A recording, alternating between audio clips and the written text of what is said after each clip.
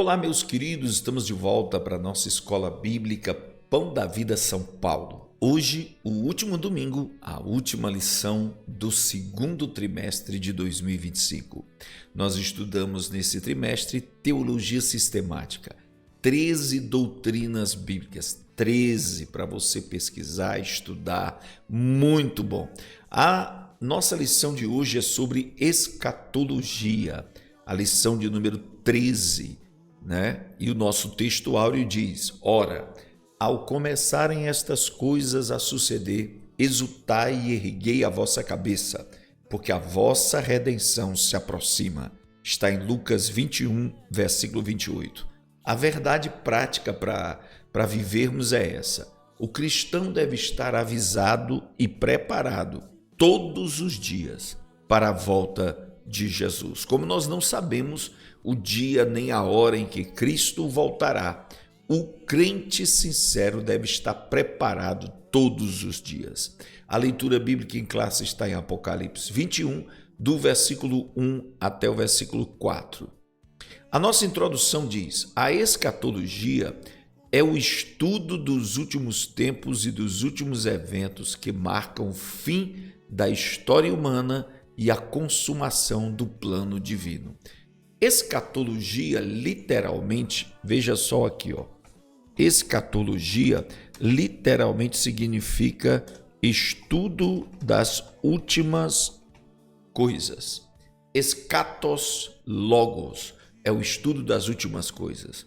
Ela nos ajuda a entender o destino final da humanidade, a volta de Cristo, o juízo final e as eternas recompensas ou punições.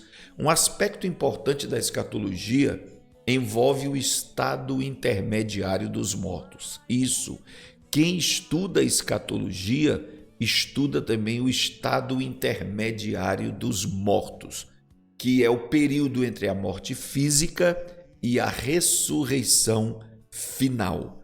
A pessoa morre, vai para onde? Fica como? Até a ressurreição final. A escatologia nos lembra que o nosso presente está ligado ao futuro eterno, Está ligado ao futuro eterno e nos oferece esperança e consolo enquanto aguardamos o cumprimento das promessas de Deus. Em primeiro lugar, o estado intermediário dos mortos. O que acontece após a morte? Quando uma pessoa morre, seu corpo retorna ao pó, mas o espírito vai para um estado intermediário. Na história de Lázaro e do rico, lá em Lucas 16, versos 19 a 31, Jesus revela que há um céu e um inferno temporários, lugares de recompensa e punição enquanto aguarda o juízo final. Porque nós percebemos em Lucas 16 que antes da morte de Jesus havia o Hades, havia o lugar das pessoas que haviam morrido. Esse lugar tinha duas divisões, A divisão do seio de Abraão e a divisão do lugar de tormento, o Hades propriamente dito. Então veja bem, o seio de Abraão era o lugar para onde ia todos aqueles que morriam, mas com a esperança do Cordeiro de Deus. Ia para o seio de Abraão.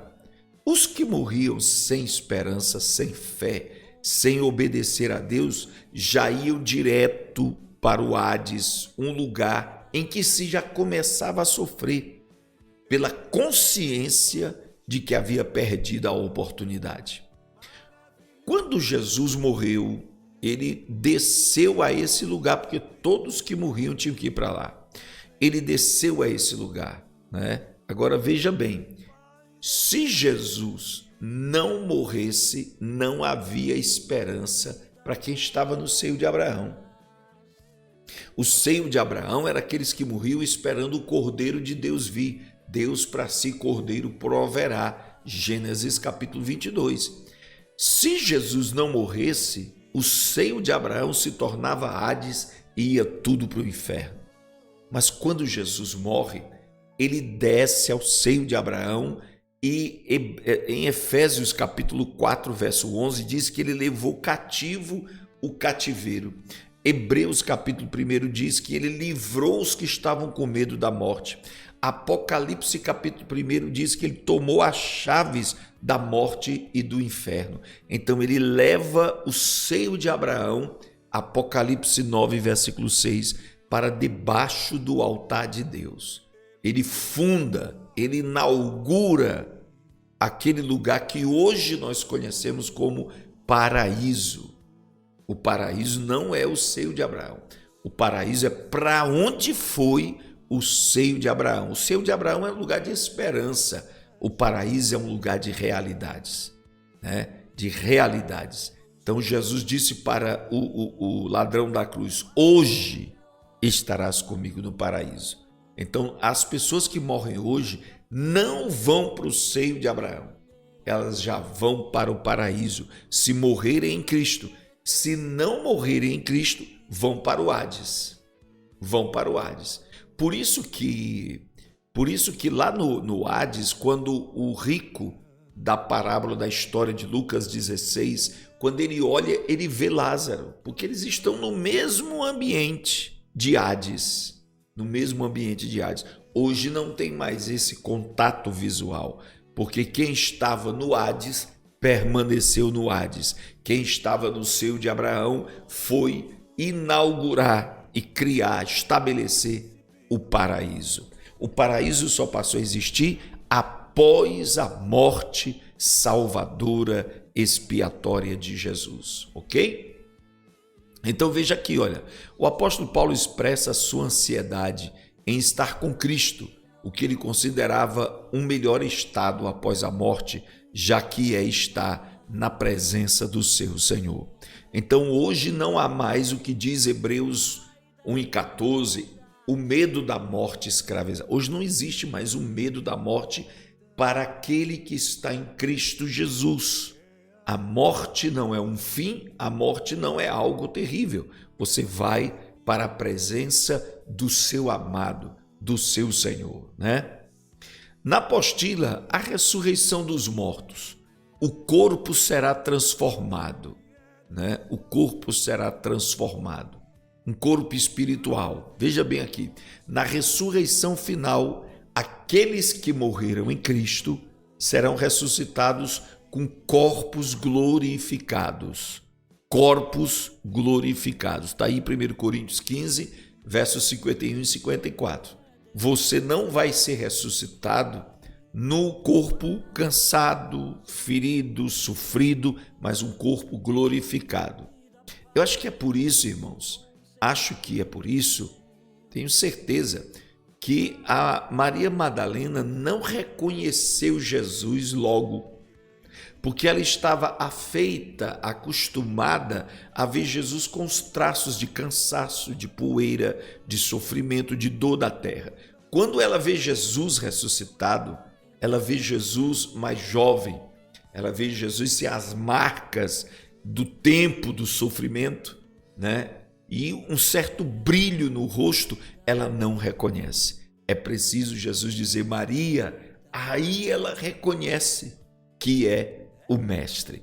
Portanto, os corpos serão glorificados. O corpo ressuscitado será transformado em um corpo incorruptível e glorioso, como o corpo de Jesus após a sua ressurreição. Seremos como ele é. A Bíblia promete isso. Receberemos um corpo glorificado e incorruptível que não envelhece, que não adoece, e glorioso para herdar a vida eterna. A Bíblia Sagrada diz que a carne e o sangue, as coisas corruptíveis, não herdam o céu. Portanto, receberemos um corpo glorificado no ato da ressurreição. Assim, 1 Coríntios 15, 51, num abrir e fechar de olhos, todos que ressuscitarem e os que estiverem vivos no dia do arrebatamento serão transformados num corpo glorioso. A ressurreição é a esperança cristã central. pois é nela que o cristão receberá seu galardão eterno. Ela também representa a vitória sobre a morte e sobre o pecado, a ressurreição eterna. Que maravilha, né? A Bíblia diz, amados, que Jesus se tornou primícia dos que dormem. Que primícia dos que dormem? Porque Jesus foi o primeiro a ser ressuscitado para nunca mais morrer. Lázaro foi ressuscitado, mas voltou a morrer. A filha de Jairo foi ressuscitada, mas voltou a morrer. Já Jesus ressuscita dentre os mortos para nunca mais morrer. Ele foi o primogênito dessa ressurreição. E nesse dia que estamos estudando aqui, o dia da ressurreição, todos seremos ressuscitados para nunca mais morrer. Essa é a grande e gloriosa esperança do crente. O juízo final, o destino eterno dos justos e dos ímpios. O juízo final ocorrerá quando Cristo voltar para julgar os vivos e os mortos, separando os justos dos ímpios, como está em Mateus 25, 31 e 46. À direita ficarão os justos, as ovelhas, e à esquerda ficarão os lobos, os ímpios, os que se esquecem de Deus, os que não querem nada com o evangelho. Os justos herdarão a vida eterna, enquanto os ímpios serão lançados no lago de fogo, que é a segunda morte. Isso aqui é a ocasião do juízo final. Do juízo final. Os justos ressuscitarão e os mortos, e esse juízo, irmãos, veja bem aqui, esse juízo será baseado nas ações e na fé de cada indivíduo, sendo uma revelação da justiça e da misericórdia de Deus. Presta bem atenção aqui, o juízo final. A Bíblia diz no livro de Apocalipse que Deus vai abrir os livros, mas isso era uma linguagem figurada, porque o que vai acontecer de fato é que Deus vai abrir a memória de todas as pessoas. Cada pessoa terá um juízo particular, porque ele vai ver toda a história, toda a vida dela, onde ele negou Jesus, onde ele se afastou do evangelho, onde ele não quis saber de Deus, onde ele pecou, onde ele traiu. A pessoa vai ver na sua própria mente, diante de si, como num óculos 3D, como numa realidade aumentada, né? Ele vai ver o seu próprio juízo. Já o justo verá a justiça de Cristo que ele abraçou, que ele recebeu e será salvo. Veja bem isso. Então, no dia do juízo eterno, de fato não será Deus que condenará o homem, mas o homem será condenado pelas suas obras, suas escolhas que ora está fazendo. Nesse momento, há muitas pessoas construindo o seu próprio juízo pelos seus pecados e afastamento de Deus. Quarto ponto, o novo céu e a nova terra, o destino final dos remidos. Após o juízo final, Deus criará um novo céu e uma nova terra, onde a justiça e a paz reinarão eternamente. Serão revelados, porque esse novo céu e nova terra, quando lançar todos os ímpios do inferno, haverá uma restauração milagrosa da terra, os rios voltarão a correr, as marcas da guerra serão apagadas, o terreno que era deserto florescerá, será uma glória no céu e na terra. Deixa eu lhe dizer uma coisa, o novo céu e a nova terra serão um lar eterno para os remidos, um lugar onde não haverá mais morte, não haverá mais morte, não haverá mais dor, nem tristeza ou pecado. E veja bem, algumas pessoas ensinam que só uma parte vai para o céu, a outra fica na terra.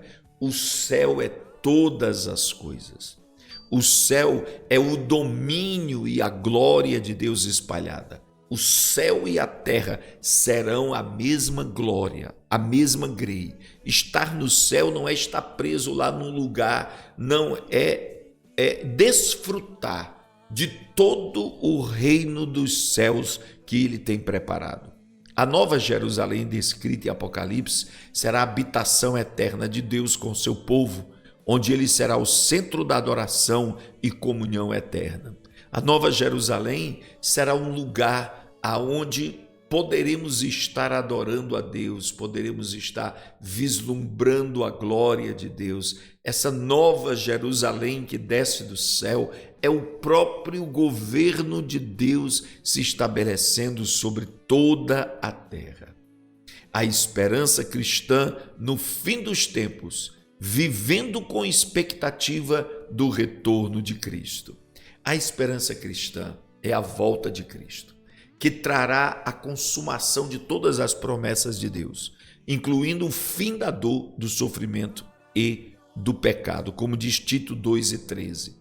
O retorno de Cristo será visível e glorioso, e todos os redimidos serão transformados e receberão a recompensa eterna, como diz Apocalipse 22:20. Esta esperança deve nos motivar a viver com fidelidade, aguardando com expectativa o dia glorioso do Senhor. A escatologia nos dá uma visão clara do futuro e nos permite viver com esperança e expectativa, né? O estado intermediário dos mortos nos lembra que, embora nossos corpos possam morrer, nossas almas estarão seguras em Cristo, aguardando a ressurreição final. Que maravilha, meus irmãos! Futuramente, nós vamos trazer um seminário sobre escatologia, ensinando passo a passo o arrebatamento, a volta visível e triunfal de Cristo já com a igreja. Você vai aprender tudo isso, mas essa aula de escatologia é para provocar sua curiosidade, é para fazer você estudar, buscar e aprender mais da palavra de Deus acerca do futuro glorioso da igreja junto ao seu Salvador. Deus abençoe. Até a nossa próxima revista da Escola Bíblica Pão da Vida, São Paulo.